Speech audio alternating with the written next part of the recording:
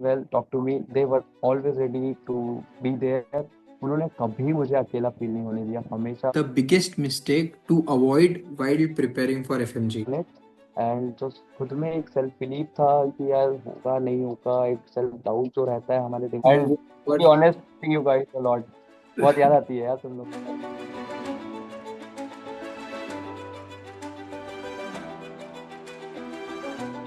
राम राम भाई सारा ने welcome back to another video. और आज का जो हमारा वीडियो है वो व्लॉग नहीं है, एक पॉडकास्ट है जो कि हम डिस्कस करेंगे हमारी एफएमजी जर्नी की, हमारे one of my most loving seniors की। So passing the FMG exam in the very first attempt is no small feast. It takes dedication, strategy and relentless hard work. And today we have someone very special with us who has done exactly the same. Please welcome my friendly, one of my favorite senior, Dr. Pranjal Jain.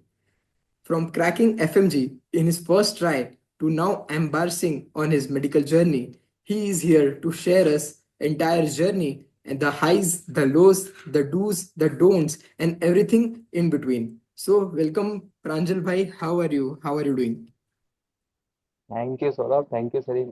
Thank you very much. Such a great introduction you had given, and I'm very happy to be here, and I'm very excited to discuss everything that you expect me to. And yeah, thank you so much for having me here, and so happy to be with you again. I had goosebumps listening to the introduction you gave me, and so grateful, so thankful for inviting me on this podcast, and I hope this will be helpful for you as well as all other students who are preparing for FMG exam in upcoming days.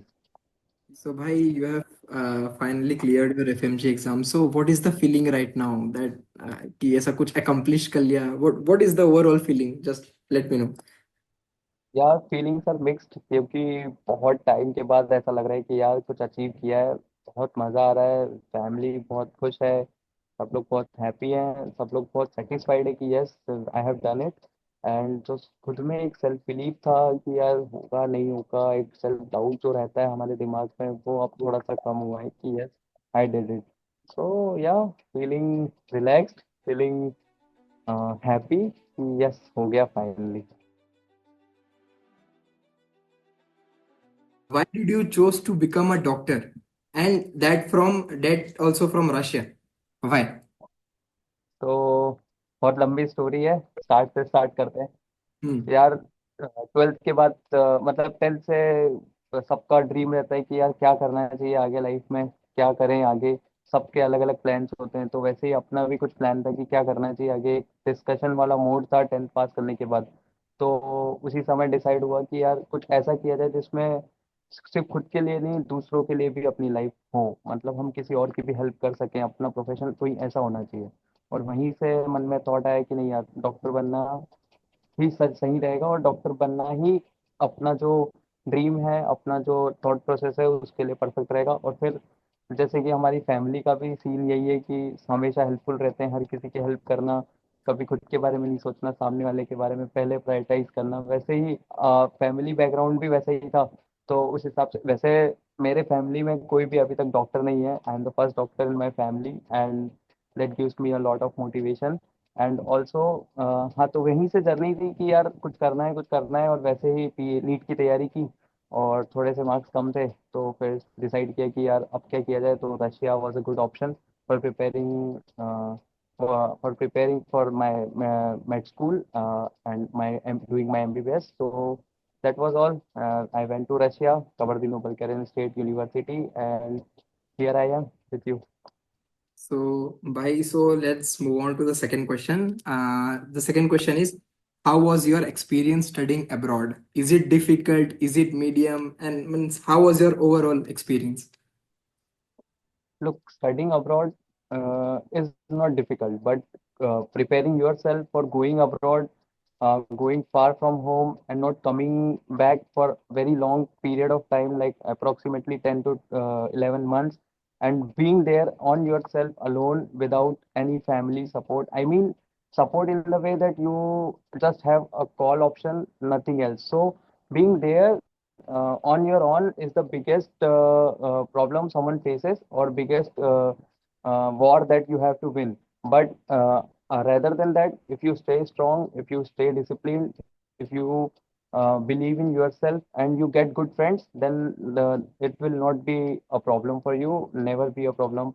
It was never a problem for me being abroad in any ways, like in the way of living there, making friends, studies. It was all so smooth there.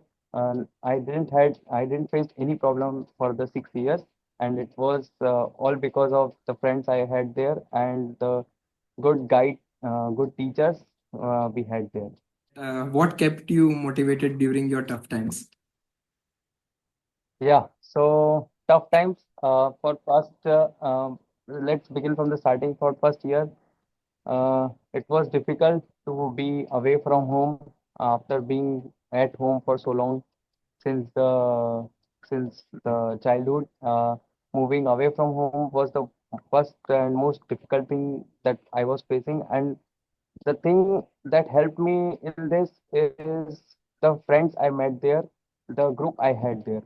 They were always supportive. We were always keeping busy ourselves in each other talks and also studies.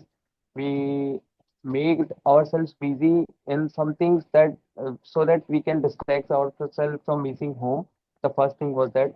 Secondly, being there, what motivated me is the what can I say? Like being there was not a not I wasn't there for having fun. I had a goal in my mind. I had an aim to become a doctor, and that whenever I felt low, I just kept telling myself that I have to push through it. If I push through it, then my life will be easier. The life of my family will be easier. My parents' dream will be overcome. My parents' dream will be fulfilled. So I have to be here for them also, for myself also. I have to fight for them also, for myself also. That was the thing that kept me motivated. And also, I had immense support of my family every time. In my bad times, in my low times, my family was always there with me. Any situation, any problem, I just had to give a call, and they were always ready for me. Any time of the night, any time of the day. If I was low, I was feeling low. If I was feeling upset, if I was not feeling good, I just used to call my mother, my father. I am not feeling well. Talk to me. They were always ready to be there. उन्होंने कभी मुझे अकेला feel नहीं होने दिया, हमेशा साथ ही Yes. होते थे, दूर होके भी हमेशा साथ होते थे, और यही सबसे बड़ी स्ट्रेंथ होती है. So, by moving on to next question, how did you plan your FMG strategy? अगर आप कुछ बता पाएं तो. Look, we have to keep our strategy simple. हमें अपनी प्लानिंग हमेशा हमेशा बेसिक रखनी है. हमें अपने आप पे ज़्यादा प्रेशर नहीं डालना है कभी भी. छोटे छोटे प्लान्स बनाने हैं, उनको एग्जीक्यूट करने हैं, उनको कंप्लीट करने हैं, नए प्लान्स बनाने हैं, और ऐसे ही आगे बढ़ते जाना है.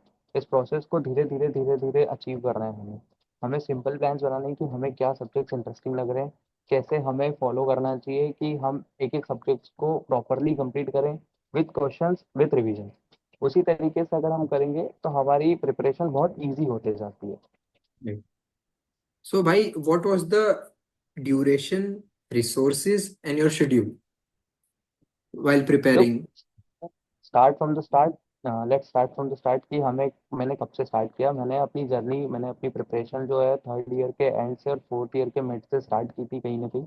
और मैंने अपने दिन को बहुत मतलब मैं उतना भी ज़्यादा नहीं पढ़ रहा था स्टार्टिंग में, क्योंकि मुझे नहीं पता था कि कैसे पढ़ना होता है. पहले मैंने एक्सप्लोर किया कि हम लोग को क्या पढ़ना चाहिए, एफएमजी होता क्या है. पहले हम लोग को नहीं आइडिया होता है यार, हम लोग के लिए नया नया होता है. तो बस उसी को हमने धीरे धीरे एक्सप्लोर किया. मैंने पता लगाया कि मुझे कौन कौन से सब्जेक्ट पसंद है, मुझे इंटरेस्ट है, मुझे इजी लग रहा है पढ़ना. उनको मैंने धीरे धीरे शुरू किया, पढ़ना स्टार्ट किया. टीचर्स एक्सप्लोर किए कि मुझे किस टीचर से पढ़ना अच्छा लग रहा है, मुझे समझ आ रहा है. और फिर मैंने उसी को अपने रूटीन में डालने की कोशिश की. साथ में ही अपनी क्लासेस भी करते रहा. दिन में 2-3 घंटा निकाला थर्ड ईयर के एंड में और फोर्थ ईयर के मिड में कि 3-4 घंटे में पढ़ लूँ दिन का, और धीरे धीरे सब्जेक्ट्स कंप्लीट करते चलूँ. ऐसे ही मैंने धीरे धीरे फॉलो किया प्लान को. अपने प्लान्स में लिखता था एक पेपर पे कि मुझे क्या क्या किस टाइम तक करना है, कंप्लीट करना है, क्या सब्जेक्ट, क्या रिवीजन, कैसे क्लासेस के साथ इसको मैनेज करना है. और मैं कोशिश करता था कि उस चीज़ को उस टाइम, गिवन टाइम में कंप्लीट कर दूँ। तो भाई, moving on to second question, what will be the biggest mistake to avoid while preparing for FMG? मतलब कहाँ बच्चे गलती करते हैं सबसे ज्यादा FMG के लिए तैयारी करते समय? लुक, सबसे पहले तो गलतियां करने से पहले हमें पता होना चाहिए कि हमें करना क्या है। तो पहले हम ये जानते हैं कि हमें करना क्या चाहिए। सबसे पहले हमें हमारे बेसिक्स स्ट्रॉन्ग करने हैं हर सब्जेक्ट में। और प्री क्लिनिकल सब्जेक्ट जैसे अनाट हुआ, फिजियो हुआ, पैथोलॉजी, माइक्रोबायोलॉजी, हमें इन सब्जेक्ट्स पे अपनी ग्रिप बनानी, बायोकेमिस्ट्री हमें इन पे ग्रिप बनानी है। ऐसे नहीं कि हमें वर्ड टू वर्ड हर चीज़ याद हो, रटी हो, बट हमें चीज़ें पता हो कि हाँ कौन सा सिस्टम कैसे वर्क करता है, कैसे एक दूसरे से चीज़ें को रिलेट कर रही है। क्योंकि जब आपके बेसिक्स क्लियर होंगे, जब आपका बेस स्ट्रांग होगा, और जब आप बड़े सब्जेक्ट्स की ओर जाएंगे तो ये आपको बहुत हेल्प करेगा। क्योंकि जब हम डायरेक्ट बड़े सब्जेक्ट्स पे जंप कर जाते हैं तो कहीं ना कहीं हमें बेसिक्स पढ़ाया जाता है, बट हमें उतनी क्लियरिटी नहीं मिलती है कि ये चीज़ आई कैसे, ये चीज़ यहाँ पे वर्क कैसे कर रही है। तो जब हम बेसिक्स स्ट्रॉन्ग रखेंगे, ऑटोमेटिकली हमारे लिए बड़े सब्जेक्ट्स कवर करना उतना ईजी होते जाएगा। दूसरी चीज़, जो मिस्टेक्स हम करते हैं, मिस्टेक्स हम ये करते हैं, हम भागते हैं बहुत सारा एक साथ कंप्लीट करने के पीछे। हम्म। बहुत सारे के पीछे भागने से अच्छा जितना करो कंसाइजली उतना अच्छे से करो। Will be was my priority always कि मैं जितना पढ़ूंगा अच्छे से पढ़ूंगा। मैंने वही फोकस रखा हमेशा। मैं ज्यादा सब्जेक्ट्स कंप्लीट करने के लिए पीछे नहीं भागा हूँ, मैं जितना कर रहा था उसको अच्छे से करने के पीछे भागा। और उसी की वजह से जब मैं वापस इंडिया आया, वहां से अपनी प्रिपरेशन जितना भी करके आया था, तो मुझे जो मैं वहाँ प्रिपेयर करके आया था उस पर उतना ज्यादा टाइम नहीं देना पड़ा। और मैं उस जो बचे हुए टाइम को यूटिलाइज करके दूसरे सब्जेक्ट्स पे दे पा रहा था जो मेरी वीकर साइड थी। और जो चीज़ बच्चे बहुत ज़्यादा मिस्टेक्स कर रहे हैं जो हमने भी फेस की, वो ये थी कि हम चीज़ों को रिवाइज नहीं कर पा रहे थे वहाँ पे। चीज़ों को रिवाइज करना उतना ही ज़्यादा ज़रूरी है जितना कि चीज़ों को पढ़ना। नई चीज़ें पढ़ने से ज़्यादा इंपॉर्टेंट मुझे लगता है कि जो हमने पहले पढ़ा है, जो हम पढ़ चुके हैं, उसको रिवाइज करते रहना। और साथ में क्वेश्चन प्रैक्टिस करना। क्वेश्चंस प्रैक्टिस करने का मतलब ये नहीं कि हाँ आपने क्वेश्चन सॉल्व कर लिया, आपने आंसर देख लिया, आगे बढ़ गए। आप क्वेश्चंस की डेप्थ में जाइए कि क्वेश्चन पूछा कैसे है, इसका आंसर आप और किस तरीके से निकाल सकते हैं। अब अगर ऐसे बढ़ते हैं हम लोग आगे कि हाँ हम हर चीज़ को प्रैक्टिकली दूसरी चीज़ से लिंक करके चलेंगे, तो चीज़ें याद करना भी इजी होता है, और उस चीज़ के साथ आगे लॉन्ग टर्म तक हमें मेमोराइज करना भी इजी होता है। और लास्ट थिंग, आप हर चीज को रटने के पीछे मत भागो। आप हर चीज को मतलब बाय हार्ट मत करो। सिंपल सी चीज है, हर चीज की आप एक स्टोरी बनाओ। कोई सी भी, जैसे डायबिटीज के बारे में पढ़ रहे हैं हम, आप अपने किसी भी रिलेटिव को, अपने किसी भी नोन पर्सन को ले लो एज अ डायबिटिक पेशेंट जो है आपके नोन में। आप उनके उनकी हिस्ट्री से अपने जो पढ़ रहे हैं उसको मैच करो, आपकी वायर्स कनेक्ट होंगे। आपके लिए वो चीज़ें मेमोराइज करना इजी होगा। आप देखते हैं अपने घर में, आजकल हर अपने बहुत सारे रिलेटिव्स हैं जो ब्लड प्रेशर के पेशेंट हैं। हमारा मेडिसिन में जब हम कार्डियोलॉजी पढ़ते हैं, हमारा पहला टॉपिक ही होता है ब्लड प्रेशर से रिलेटेड, हाइपरटेंशन पढ़ते हैं। आप उससे रिलेट कर सकते हैं कि उनको कौन सी मेडिसिन चल रही है, उनका क्या मेडिकेशन है, उनको डॉक्टर ने कब सजेस्ट किया है। वैसे वैसे आप जब कोरिलेट करते जाएंगे, स्टोरी बनाते जाएंगे अपने लिए, अपनी लैंग्वेज में, तो जब आप वापस से रिवाइज करेंगे तब आपको सिर्फ वो स्टोरी याद करनी है, आपके लिए चीज़ें सिंपल होती जाएगी। Okay, bhai. So this is understood. So by moving on to next question. So by how did you balance between your studies in Russia, like in your university as a sixth year student, and how did you how did you balance between preparing for FMG and studying here in the university? लोग, six year तक आते आते हमें ये चीज़ clear हो गई थी कि यूनिवर्सिटी में कौन से सब्जेक्ट्स इंपॉर्टेंट हैं और कौन से सब्जेक्ट्स पे हमें ज़्यादा फोकस करके अच्छे से पढ़ के क्लास जाना पड़ेगा और आंसर्स करने पड़ेंगे, और किन चीज़ों में हम लाइट ले सकते हैं। तो हमने वैसे वैसे अपने सब्जेक्ट्स को डिवाइड किया।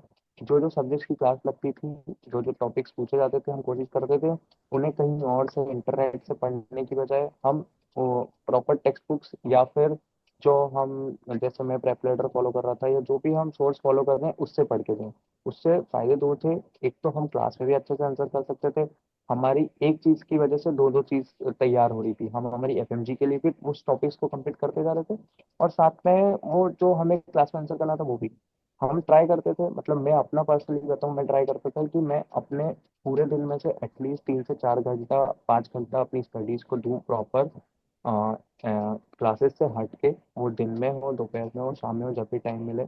और वैसे ही मैंने बैलेंस बना के रखा थ्रू आउट माई 6 ईयर। मैं कोशिश करता था कि वो उस बैलेंस को, उस कंसिस्टेंसी को कोई ब्रेक ना होने दूं। अगर मैं last day come yesterday I was not able to complete my topics, I I always try to complete them the next day. उनको थोड़ा सा एक्सटेंड, अपना लाइब्रेरी टाइम एक्सटेंड करके मैं उनको कंप्लीट करता था। अपने जो भी टॉपिक्स थे, जो भी मेरे स्पीकिंग नोट में मेरा प्लान रहता था, मैं कोशिश करता था मैं पूरा टिक करूँ, उसके बाद ही मैं रूम जाऊँ। हम नेक्स्ट क्वेश्चन की ओर बढ़ते हैं, जो कि बहुत ज़्यादा पूछा जाता है और बहुत बच्चों का सवाल रहता है कि how to approach clinically to a question, and what is the importance of practising questions daily, मतलब हाउ इट इज रिलेटेड। जैसे मैंने अभी बताया सौरभ, अपने को हमेशा जब भी हम पढ़ाई करें, मैं बोल रहा हूँ बार बार कि पढ़ने के लिए अगर पढ़ेंगे, सिर्फ रटने के लिए पढ़ेंगे, चीज़ें याद नहीं होती है, उतना आसान नहीं होता है। जब हम चीज़ों को कोरिलेट करेंगे क्लिनिकली, जैसे कि जब हम पढ़ते हैं हमें टीचर्स बताते हैं कि आपके पास पेशेंट ऐसे आएगा, हिस्ट्री ऐसे होगी, सिम्टम्स ये होंगे।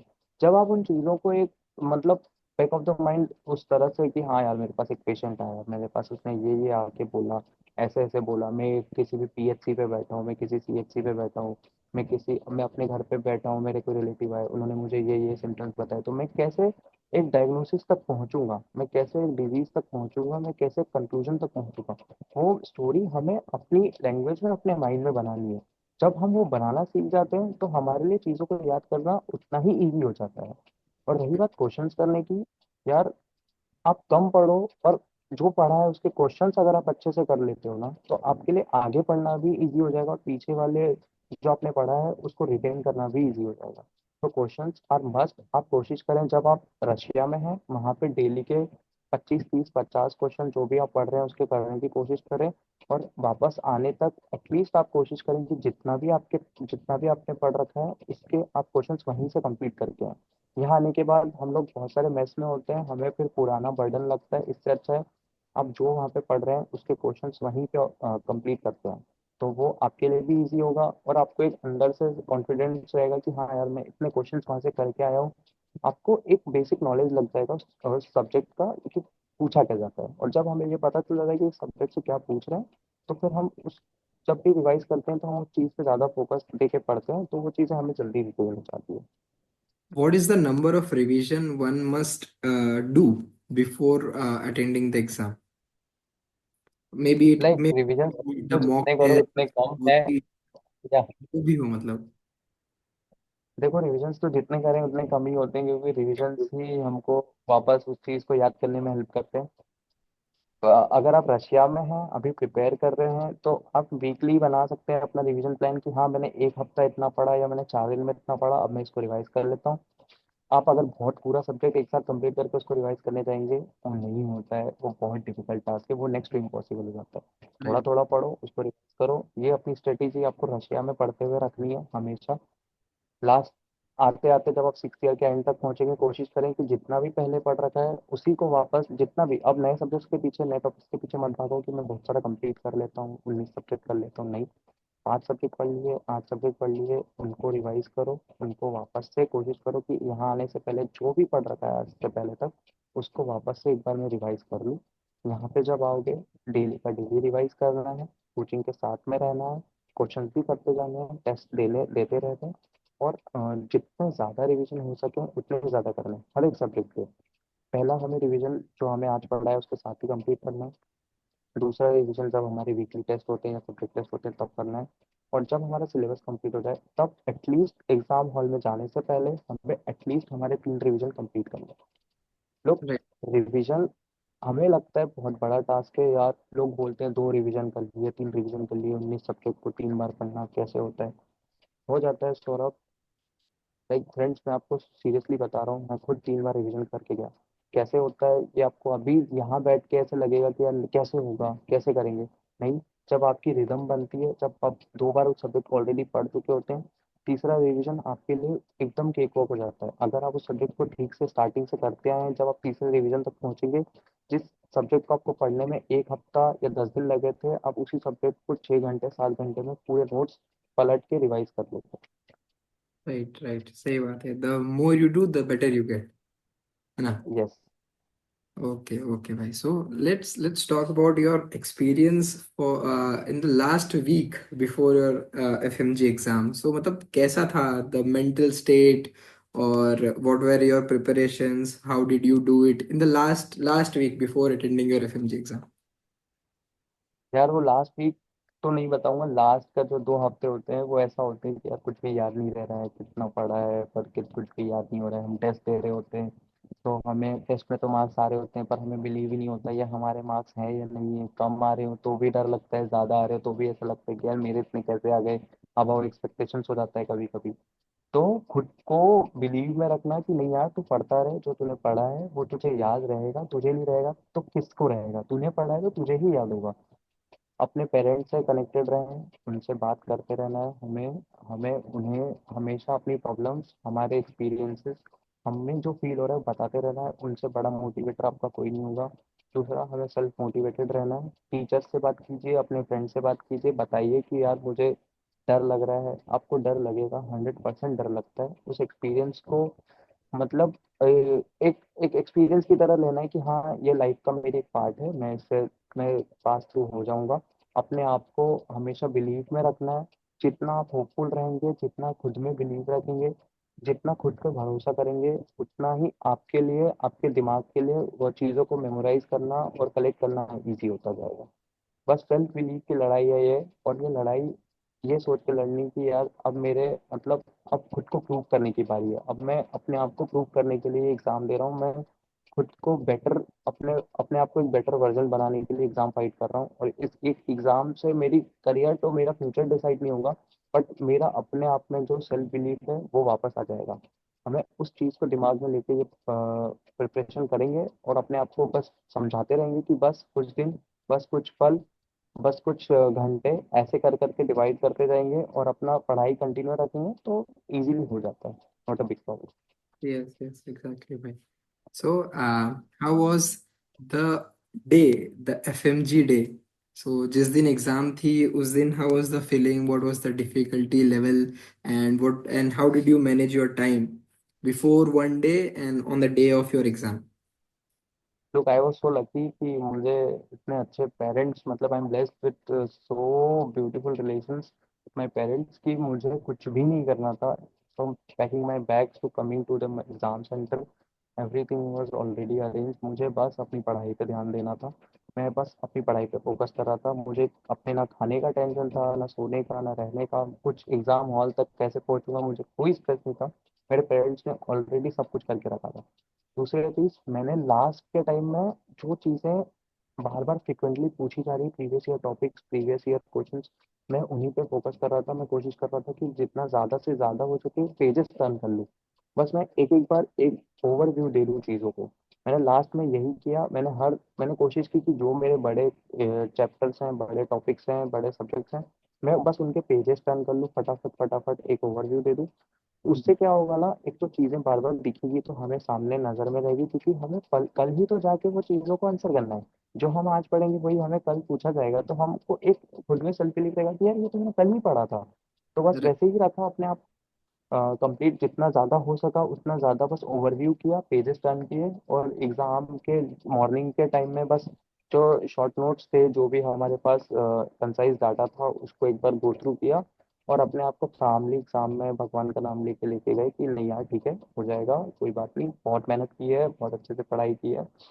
तो तेरा नहीं होगा तो किसका होगा, ये खुद से बोलते रहना है बार बार, तो फिर हो जाता है। और एग्जाम हॉल में अपने आप को काम रखना है।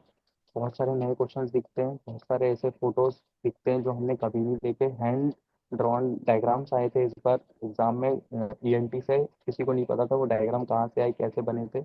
बस अपने आप को काम रखना है, जो हमने पढ़ा है वही आता है एग्जाम में, उसी में बिलीव रखना है और क्वेश्चंस मार्क करने हैं, इजीली हो जाता है। इतना बड़ा एग्जाम नहीं है, एग्जाम बड़ा नहीं है, बस उसके लिए प्रिपेयर करना और जो प्रोसेस है वो डिफिकल्ट होता वो डिफिकल्ट है थोड़ी, टाइम है कंज्यूमिंग जी। प्रोसेस है, राइट? स्लो प्रोसेस है बट फ्रूटफुल प्रोसेस है, फन प्रोसेस है, हम बहुत कुछ सीखते हैं। ओके भाई, ओके भाई। So now moving on to the next question, जो हमारे टाइटल में भी होगा। भाई, what was your score in this FMG exam, and what's what's your plan now? मतलब अब एफएमजी के बाद क्या? So I scored 189 in my very first attempt, and to my belief, I scored good as my expectations. And from now, my plan is basic, simple to do my internship from a government medical college, getting some clinical knowledge, learning the things, learning the basics, applying what I have learned, what I have studied from the book, from the videos, from the classes to the practical life. And with that, uh, try to give some amount of my everyday's time, like 2 to 3 hours, 4 hours for my PG preparation, so that when I start preparing for my PG exam, that will not be a burden for me. So I will keep the continuity of my studies with the same pace, and with that, I will try to gain as much knowledge as I can. A piece of advice which you would like to give to juniors like me and who are below us, कि मतलब उनको एक एक ऐसी चीज जो वो हमेशा याद रखें during this preparation, so they can also do like you have done, and they can also crack their exam in their first attempt. Look, first of all, I'm very sure about my juniors and my friends that they are going to pass this exam like me in their first attempt. I believe in themselves. I believe in them. I believe in my juniors and my friends that they are going to do it like I did. And देखो भाई लोग, simple सी बात है, अपने आप में believe रखेंगे, अपने आप पे भरोसा रखेंगे, अपनी मेहनत पे भरोसा रखेंगे, सब होगा। हमें अपने आप में ये बिलीव रखना है, अपने आप में कॉन्फिडेंस रखना है कि हाँ यार मैं कर सकता हूँ, मैंने मेहनत करना ही है, बस मैंने अपने आप में भरोसा रखना है, मैंने अपने आप को कंसिस्टेंट रखना है। सिर्फ मैंने इतना कर लिया तो मेरे लिए ये पार्ट डिफिकल्ट नहीं होगा। सौरभ, मैं आपको बता रहा हूँ, मेरे को भी नहीं पता था कि ये एग्ज़ाम क्या होता है, हमें कैसे प्रिपेयर करना होता है, हमें क्या पढ़ना होता है, क्या नहीं पढ़ना होता है। बट हम जब खुद में बिलीव रखने लग जाते हैं, हम खुद को वैसे देखने लग जाते हैं कि यार मैं कर रहा हूँ, मेरे से हो रहा है, धीरे धीरे कर रहा हूँ, बट मैं कर रहा हूँ, मैं ट्राई कर रहा हूँ, मैं एफर्ट चल रहा हूँ, तो चीज़ें ऑटोमेटिकली डेस्टिनी हमारे सामने वो पाथ बनाते जाती है। यार, exact. Piece of advice is, अपने आप का पाथ क्लियर रखो, don't get into any distractions, keep your focus on your dream. Like, this is not a fight for your own, this is fight for your family, and this is fight for you to be recognized in India as an MBBS doctor. जब आप अपने आप को ये चीज़ रोज realise कराओगे, अपने आप में ये मतलब अपने आप से बोलते रहोगे कि यार ये मेरी एग्जिस्टेंस की लड़ाई है, इंडिया में जाके मेरी रिकॉग्निशन की लड़ाई है, मुझे ये लड़नी है, तब आपके लिए चीज़ें ऑटोमेटिकली ईजी होती जाएंगी। अपने आप को कंसिस्टेंट रखना है, डिसिप्लिन रखना है, बस पेशेंट रहना है, प्रोसेस में बिलीव करना है कि यार स्लो प्रोसेस है, धीरे धीरे होगा, क्योंकि इतना सारा है, इतना डाइवर्स है यह मेडिसिन, धीरे धीरे एक दिन में नहीं होगा। Over the time you will get to learn कि चीज़ें कैसे होती हैं, और ऑटोमेटिकली आप करते जाओगे। One more question is how to maintain consistency while studying, because यहाँ पे आपके पास बहुत सारे distractions होते हैं. Distractions in the sense कि आपको classes जाने हैं, आपको अपने लिए food prepare करना है for those students who are not opting for their mess, और फिर उसके बाद और भी कई सारी चीज़ें होती हैं यहाँ पे apart from your classes. और भी सारी रिस्पॉन्सिबिलिटीज होती हैं, being in a hostel, being in your university. So उस प्रोसेस में हम कंसिस्टेंसी कैसे मेंटेन करें कि हम हर रोज पढ़ रहे हैं, हर रोज मैनेज कर पा रहे हैं अपनी स्टडीज को. लोग सौरभ, देख मैं बता रहा हूँ क्लियरली कि अपने आप पे कभी भी प्रेशर नहीं बनाना है दूसरों को देख के, एक्चुअली कि यार उसने इतना पढ़ लिया, मुझे पढ़ना है, मुझे पढ़ना है। अपने आप को बस ये बोलना है कि यार चलो थोड़ा नॉलेज गेन करते हैं, चलो हम MBBS कर रहे हैं, मेडिसिन का थोड़ा नॉलेज लेना है, हम सब्जेक्ट कंप्लीट करते चलते हैं, हमारे लिए लास्ट में बर्डन नहीं होगा। मैनेज करना है हमारे दिन में, हमारे पास मतलब sleeping time, as in Russia we almost sleep for 8 hours every day. तो उस टाइम को हटाने के बाद हमारे पास, हमको दिन में देखने के लिए कितना टाइम बच रहा है, उसमें से हम थोड़ा सा टाइम, जब सुबह उठ रहे हैं उसके बाद जो हम टाइम वेस्ट करते हैं फ़ोन चलाने में, यूट्यूब देखने में, वीडियोस देखने में, उसको थोड़ा सा कट ऑफ करके हम जल्दी से अपना अपना ब्रेकफास्ट प्रिपेयर करके, अगर हमारी क्लासेस 12 बजे हैं तो हम कोशिश करें कि हम 8 बजे लाइब्रेरी पहुंच जाएं, 9-10 बजे तक पढ़ लें, फिर 1 आध 2 घंटा रेस्ट करके क्लासेस जाएं। कोशिश करें कि क्लासेस में अपनी एनर्जी बचा के रखें, अगर क्लासेस में टीचर्स डिले कर रहे हैं, लेट हो रही क्लासेस या फ्री क्लास है, तो हम वहाँ पे बैठ के अपना सिलेबस कंप्लीट करते चलें, अपनी प्रिपरेशन को कंटिन्यू करते चलें। और फिर आने के बाद हम थोड़ा सा रेस्ट करके पहले लाइब्रेरी जाके 1-2 घंटा पढ़ के आ जाएं, उसके बाद अपना डिनर प्रिपेयर कर लें। बस उसके बाद हमें कुछ नहीं करना है, हम हमारा अपना डेली रूटीन मूवीज फन कर सकते हैं। So but doctor Pranjal, next question हमारा ये है कि सब्जेक्ट्स को प्रायोरिटाइज कैसे करें, कि मतलब कौन से सब्जेक्ट्स के साथ हमें कौन से सब्जेक्ट्स कंटिन्यू करने चाहिए, क्योंकि कोई एक पर्टिकुलर सब्जेक्ट, एक बड़ा सब्जेक्ट करना थोड़े दिन बाद क्या एक टायरसम प्रोसेस हो जाती है for a person like me. So I have been advised by you earlier that कि एक बड़े सब्जेक्ट के साथ एक छोटा सब्जेक्ट हमें साथ साथ पढ़ना चाहिए, जिससे कि क्या है, माइंड फ्रेश रहे, हम लोग बोर ना हो पाए। So could you elaborate this more for us? हाँ, लुक सौरभ देख, ऐसा है कि ऐसा नहीं है बड़े सब्जेक्ट करने ही नहीं है या छोटे सब्जेक्ट करना ही नहीं है, सब्जेक्ट सारे करके जाना एग्जाम से पहले। और बड़े सब्जेक्ट्स करना टायरसम तब होता है जब हम उन सब्जेक्ट्स को घुस जाते हैं, उन सब्जेक्ट्स को बर्डन लेके कि यार अब खत्म करना है, खत्म करना है। नहीं, ऐसे मत करो। आप उनको पांच में डिवाइड करो। जब भी हम पढ़ते हैं तो हमारे पास सिस्टम्स होते हैं कि अब हम रेस्पिरेटरी सिस्टम पढ़ेंगे, अब हम कार्डियोलॉजी पढ़ेंगे, अब हम ये वाला सिस्टम पढ़ने वाले हैं। तो उन सिस्टम्स के साथ पढ़ो कि यार मैंने ये वाला सिस्टम पढ़ लिया है, मैंने जैसे मान लिया रेस्पिरेटरी सिस्टम पढ़ लिया है, अब मैं इस रेस्पिरेटरी सिस्टम से जितनी भी डिजीजेस होती है उनको एक बार अपने माइंड में रिवाइज कर लेता हूँ कि हाँ ये हो गया है। और फिर उसके साथ में कोशिश करना कि उस टॉपिक से, जैसे रेस्पिरेटरी पढ़ा, अब हम कोशिश कर लें कि अभी रशिया में हमारे पास टाइम होता है तो हम दूसरा सब्जेक्ट जो कि हम पढ़ रहे हैं, जैसे हमने फार्मेकोलॉजी ले लिया साथ में, तो यार रेस्पिरेटरी सिस्टम से रिलेटेड हमारे पास जो भी ड्रग्स हैं, उनसे रिलेटेड जो डिजीजेस के ट्रीटमेंट है उनको पढ़ लें। या फिर जैसे कि फॉर एग्जांपल अपन पीएसएम पढ़ रहे हैं, यार पीएसएम बहुत वास्ट सब्जेक्ट है, बहुत सारी चीजें हैं जो सीधे रटनी है। क्यों करना है एक दिन में, पीएसएम को डिवाइड कर लो कि यार आज मैं इतना पार्ट पीएसएम पढ़ूंगा, उसके बाद मैं ब्रेक लूंगा, मैं उसको भी रिवाइज करूंगा, साथ में फिर दूसरा सब्जेक्ट थोड़ा सा पढ़ लूंगा, फिर नेक्स्ट डे इसको कंटिन्यू करूंगा। और हाँ, हमें जो चीज़ें याद नहीं हो रही है हमें उन चीज़ों को अपने टेबल के सामने चिपकानी है कि यार ये चीज़ मैं दिन में एक बार तो देखूंगा। जब उन चीज़ों को 10 दिन में 10 बार देखोगे तो वो चीज़ें ऑटोमेटिकली हमारे दिमाग में फिट होने जाएगी। और फिर रही बात कौन से सब्जेक्ट को कौन सा सब्जेक्ट के साथ पेयर अप करना, यार ये पर्सनल चॉइसेस होती हैं। फॉर मी, जैसे कर रहा था कि जैसे मैं मेडिसिन पढ़ रहा हूँ, उसमें कोई टॉपिक आ रहा है तो मैं जाके फार्मा में, जाके पैथो में, जाके फिर फिजियो में उन टॉपिक्स को देख के आ जाता था कि यार अच्छा वहाँ पे इसके बारे में ये मैंने पढ़ा था, अच्छा मेडिसिन में मैं ये पढ़ रहा हूँ। तो दोनों चीज़ें लिंक होती हैं, तो उन उस वो सब्जेक्ट भी आपका कंप्लीट हो रहा होता है, ये सब्जेक्ट भी कंप्लीट हो रहा होता है। प्रायोरिटाइजिंग सब्जेक्ट्स कि यार कौन से बड़े सब्जेक्ट्स करने ही है, हमें करके आने चाहिए। For me obs gynae easy है, मेमोरेबल मतलब इजी टू रिमेम्बर होता है, और बेसिक कॉन्सेप्ट्स होते हैं। ऑब्स गाइनी कर सकते हो आप। पीएसएम थोड़ा सा टायरसम लेंदी होता है, फैक्ट्स बहुत ज़्यादा होते हैं, बट एक बार आप उस पर ग्रिप बना लो, 1-2 बार पढ़ लो, चीज़ों को रिलेट कर लो तो ईजी हो जाता है।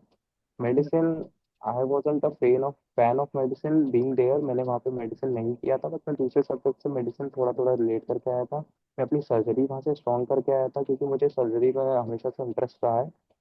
उसके बाद और बड़े सब्जेक्ट्स में हम, मतलब मेरे हिसाब से ये चार मैं बिग फोर्स बोलता हूँ इनको। बाकी छोटे सब्जेक्ट्स आपके लिए इंटरेस्टिंग हो सकते हैं, ईएनटी, फॉरेंसिक बहुत इंटरेस्टिंग सब्जेक्ट है, मतलब साइकेट्री आप इंटरेस्टिंग में काउंट कर सकते हो, क्योंकि ये फन सब्जेक्ट होते हैं, हम इनमें ऐसी चीज़ें पढ़ते हैं जो हर दूसरी चीज़ हमें लगता है हमारे अंदर है, तो पढ़ने में मज़ा आती है।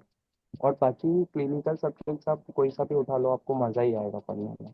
बट आई वुड सजेस्ट कि आप एनाटॉमी को थोड़ी सी वहाँ से कंप्लीट करके आओ, फिजियोपैथो, इनके थोड़े थोड़े माइक्रो, थोड़े थोड़े बेसिक्स, और फार्मा बेसिक क्लियर करके आओ वहाँ से, तो यहाँ पे आके वो चीज़ें जब बाद में वापस कवर करनी होंगी तो ईजी पड़ती है। Thank you, thank you so much भाई। So thank you so much doctor Pranjal for being with us, for sparing a little bit of time for us and sharing your कोई बात experience. And I heartily congratulate you on clearing your FMG, and I wish you all the luck, all the best wishes for your future endeavors. Thank you so much. Bye. Big big thanks to you Saurabh कि you gave me this opportunity. मुझे काफ़ी time से लग रहा था कि यार let's discuss this, और यू जस्ट कॉल्ड मी कि यार ऐसा ऐसा करते हैं, and I was so happy that you guys are so much stressed and interested in knowing the exam, and it was really a fun talk and I had a great fun, and It has always been pleasure to have talk to you and discuss some things with you. हम वहाँ भी हमेशा करते थे कि जब भी हमें सही नहीं लगता था हम एक दूसरे से आके चीज़ें डिस्कस कर लिया करते थे, और यही करना चाहिए हमें। और काफ़ी फन था ये, काफ़ी मज़ा आया, बहुत सारी चीज़ें वापस से याद की कि यार कैसे कैसे उस जर्नी को किया था। तो बहुत ही मज़ा आया आज।